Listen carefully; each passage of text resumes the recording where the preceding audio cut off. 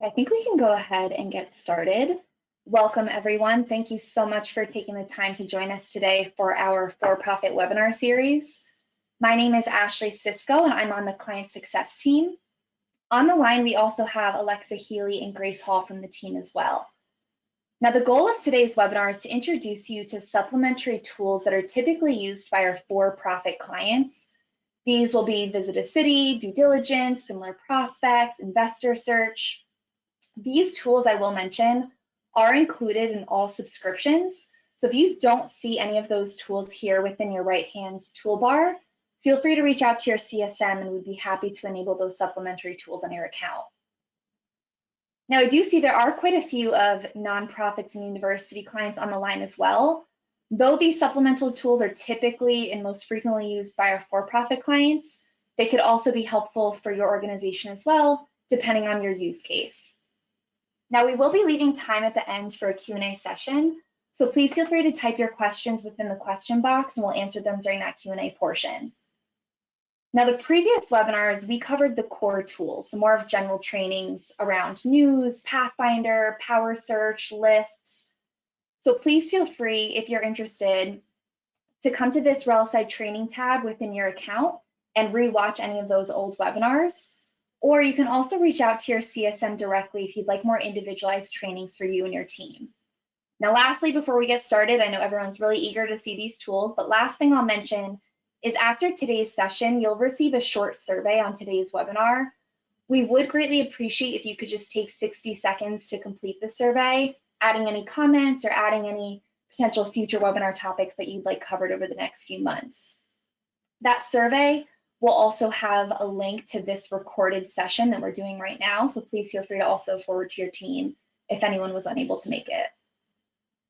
Now let's get started with one of the most commonly asked about supplemental tools, in my opinion, Visit a City down here towards the bottom. This tool is great if you are traveling and you want to set up a meeting to make the most out of your trip. I will also do a quick plug here. We have a mobile app that's great if you're on the go. So if you are traveling and you have a coffee date set up and you want to pull up who you're meeting with, pull up their profile, that'll be a great way to see where they went to school, family members, where they donate, their interests. So feel free to also download our mobile app as well. But here within Visit a City, let's say I'm thinking about going to Chicago. Now let's say when I'm in Chicago, I'm particularly interested right now in meeting with C-suite executives. And maybe the industry that I'm focused on right now is just banking and finance. I'll keep it pretty general. What RelSci is doing at this point is it's combing through our 10 million profiles that we have to show you here, there's 2,100 results. It'll show you all of the results, their executive summary. This is what they're most well known for. It'll also show you a snippet underneath as to why they matched that criteria. So Eric here, he is CEO, he works for a holding company in Chicago. This is the organization. Actually looks like I have a direct connection to him. Jennifer going down, same thing, her executive summary, why she matched it. And it looks like I have a potentially first degree connection through one of my relationships, Karen. Now walking through some of the tabs that you see at the top, all will show you all the entities that match that criteria, whether or not you have a connection to them. But if we go to my relationships here, this will show you individuals that you directly tagged under my relationships. So maybe when I'm in Chicago, I don't want to meet with just targets. Maybe I also want to reconnect with my current clients, get some FaceTime, see how things are going. So maybe I can reach out to any of these individuals to set up that coffee date or set up that dinner while I'm traveling. Extended here, this will show you individuals that you have 1 or 2 degrees of separation to. So it'll leverage who you have again up here under my relationships and show you how you can get a warm introduction or the shortest path to these targets that are listed here. So Jennifer, I have this potential connection to Karen. If I was really interested in meeting with Jennifer, I could see all and open Pathfinder to explore more paths and see more connections that I might have to get that introduction. Going towards the right, you can also sort these entities. So by default, we sort by RelSci rank. This is who we consider to be the most influential, shown at the top. You can also sort by RelSci relationships. This is basically who we think has the biggest networks based on their career history, their boards, their memberships, their transactions. So maybe you want to see who potentially has the biggest network at the top. You could sort by role, tenure, and name as well. You could also add these results to a list, whether it's a new list that you want to create or add them to an existing list. As you might recall from the previous sessions, lists are great because you could set up 360 news alerts to track these people. You can also loop them back to Pathfinder and search that entire list to find more than just the shortest paths of connections. And then lastly, on the right, report. This is great, CSV or PDF, if you want to pass this along to your team, maybe pass it along to those relationships so you can get those introductions. CSV here, you can also customize this report to choose specific data points that you'd like to capture on those entities before you download it. Now, next up, the tool that I want to cover is right towards the bottom, due diligence.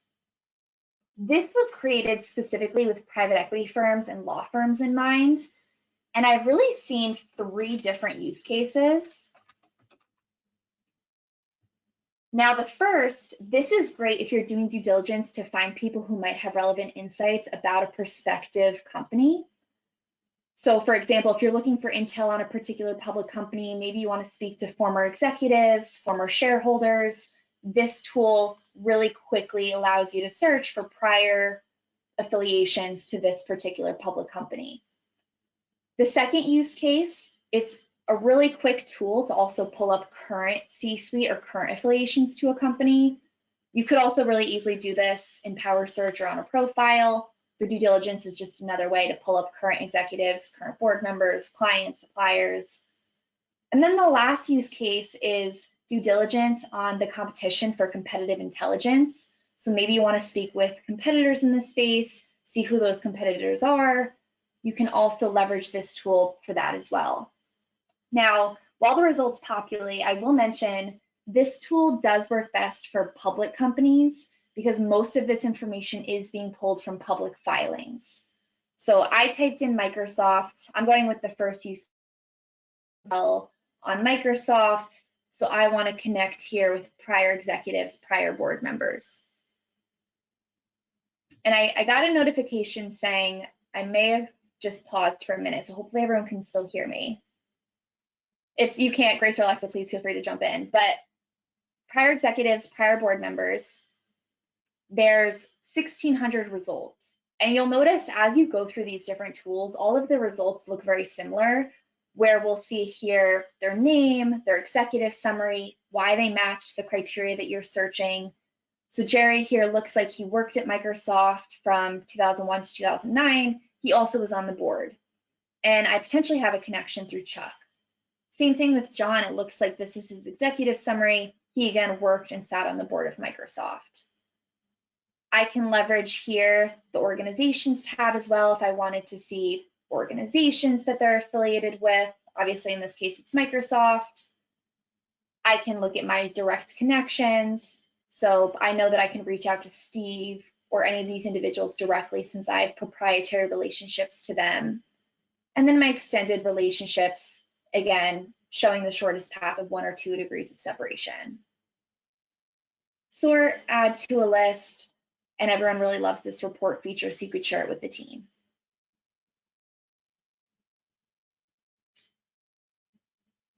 Now, next up, I'm going to go through similar prospects here. Now, from the previous sessions, we talked about how Power Search is really the core tool for prospecting, but Similar Prospects is also an interesting tool for prospect identification because you can find new company targets based on the similarity to existing clients or existing prospects. As an example, it allows you to cross-reference a list of successful current clients with our extensive company database to show you intelligence on who you might want to target next. And this proprietary algorithm is showing you similar companies that are similar by industry, financials, location, size, and more. So here within similar prospects, if there's one particular organization, maybe it's Microsoft again, maybe they're a client, use case works really well with your organization, you could find similar prospects to Microsoft. Alternatively, maybe you have a list of happy clients. You can search that list here. During one of the previous sessions, we did cover how to upload a CSV file into this list tool here. So if you are unfamiliar or you need help, feel free to watch the video or reach out to your CSM directly. But let's say these Fortune 500 companies, they're my current clients, and I want to find other like targets that are similar. So I want to exclude companies from this list in the results. Maybe right now I'm specifically focused in the New York area again. Now, besides looking through those 2 million organizational profiles that we have, our proprietary algorithm is looking for the similarity that we have to these Fortune 500 companies. Again, similar by industry, financials, location, and size. Now, it looks like this is just taking a second to load, so we'll just give this a minute.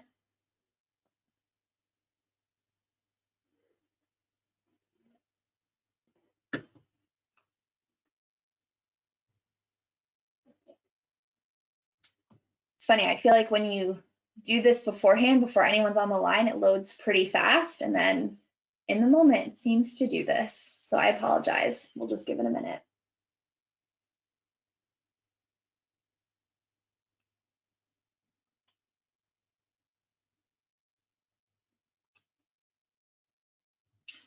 While that loads, I'll pull up investor search.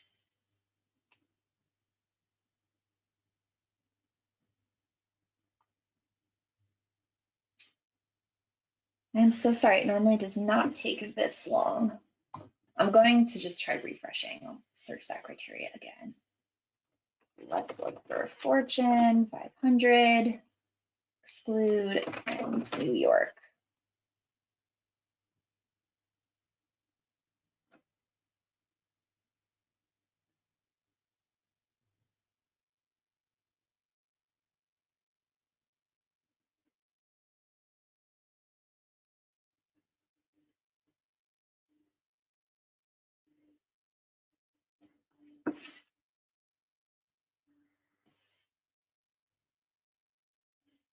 Okay, this might take a second to load. I'm so sorry, it never really takes this long. Okay, great. Like I said, it worked fine before, so of course now on the demo.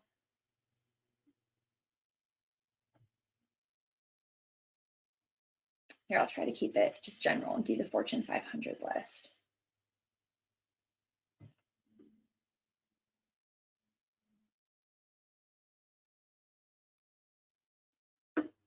Okay, you know what, while this loads, we'll go through the results in just a minute. Let's quickly talk about investor search so we don't waste time waiting for this to load. Investor search is the last tool that we will cover. Oh man, okay, hold on one second. Okay, this one doesn't load, then I'll do something more general, just do Microsoft.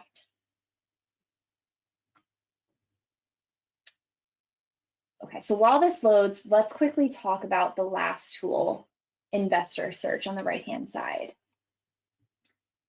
Investor search is great if you're looking to raise funds for a private equity fund or private company. So here, this will direct you to potential investors or limited partners for a fund or business based on their previous investments. So as an example, let's say that I'm raising money for a private equity fund. And maybe the fund is, again, interested in the New York area. Maybe this time, instead of banking, maybe we're interested in healthcare. You could search for where the limited partner has to be located. You could keyword search. And let's see if this one works. I apologize. Okay, so let's start here. So this shows me there's over 3,000 organizations that match this particular information that I refined the search to. I see the name, I see the industry, how I potentially have a connection, And then I also see here why they matched it. So it looks like SoftBank, they're a limited partner of Dahl Capital. Dahl Capital invested in this particular organization, and they're categorized or affiliated with healthcare industry. Looks like there's more criteria, but I'll just stick to this. So this here will show me my shortest path. So maybe I want to reach out to SoftBank. It shows here that I have this connection to this individual. I tagged him as my proprietary relationship. You can sort, add to a list, and of course, report out as well. I will mention this tool is great if you're interested in looking for organizations. If you are interested in looking for individual investors, I do personally recommend using Power Search. I won't go too in depth on Power Search since we've covered this in the previous sessions, but this is where you can search for people or orgs.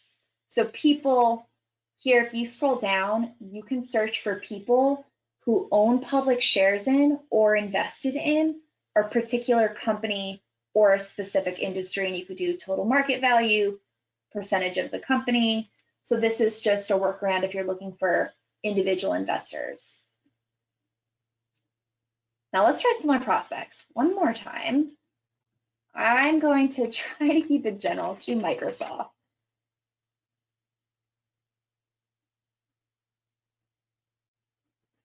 Okay, amazing. So this worked. So I apologize. Lists normally work, I promise. But for now, let's do Microsoft. It looks like there's over 1,200 results that are similar to Microsoft. And we can scroll down here. Looks like Oracle. I actually have a few different connections based on those proprietary relationships. They're similar to Microsoft, and it shows me the percentile that they're similar. So obviously, the higher their percentile, the more like the two organizations are to each other. This is, of course, great if you want to explore more paths, add to a list, and report out that specific data. Now, those 4 tools are supplementary to the core tools that we did discuss in the previous trainings. If any questions come up or if there are training requests, you could reach out to your CSMs directly, and we would be happy to further explore what tools would work best for your team's initiatives and use cases. So at this time, I'll hand it over to Alexa and Grace to review any questions that came in. So if you haven't yet submitted, feel free to type your questions within the applicable box. Thank you, Ashley. We don't have any questions in the question box yet, so please feel free to submit those, and we'll take them in the next few minutes here as they come in.